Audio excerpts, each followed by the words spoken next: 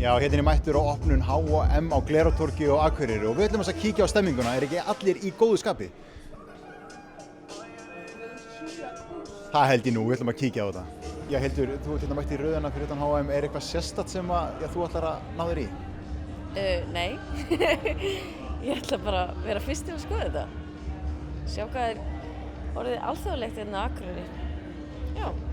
Þetta er alltaf stór opnun, finnst þér hafa vantað svona verslun hérna á Akureyri? Klárlega.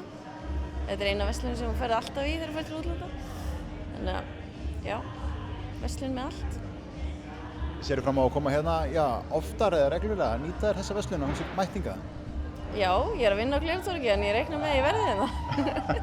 Já, til að byrja með bara til hamingju með opnunina, já, þessi dagur í dag, er þetta sérstakur dagur?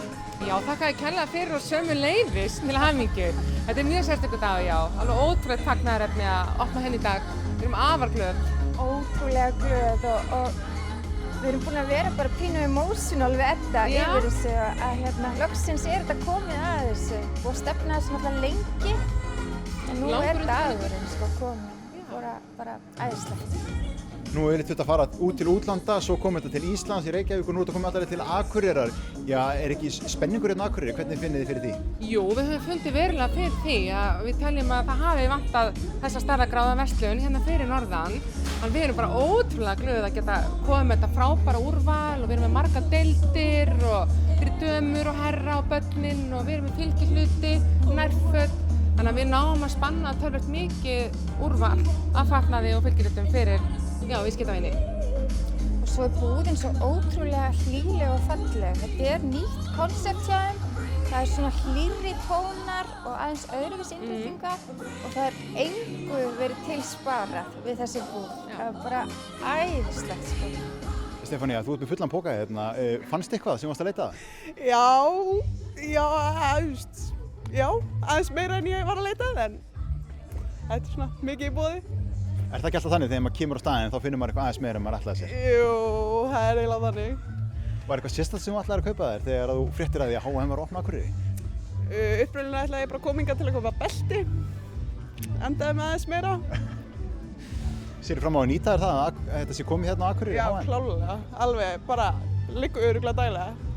Það vantaði svona verslun hérna? Já, algjörlega. Æ, Ásgeir, hvernig líst þér á kalladeildina hérna? Ég tók hring og bara reist vel á þetta. Það var frábært að vera búin að fá, þú veist, maður getur verslað á fleiri en 2 stöðum hérna í bænum, kallaföt. Og það er bara, mér líst vel á þetta. Ég er strax komið með eitthvað í pokan, með mest á einhverju svona barnafötu náttúrulega, en ég kom með 2 flíkur, svolítið picky. En mér líst vel á þetta. Það er mikil gleði þetta í dag, maður finnur það. Já, gaman að tóka mótið manni dansandi hérna starfsfólki og svona. Ég fer ekki í svona raðir raunlega. Ég hugsa, ég kemst inn með fyrstu mönnum. Ég hendi mér í röðina og kom inn.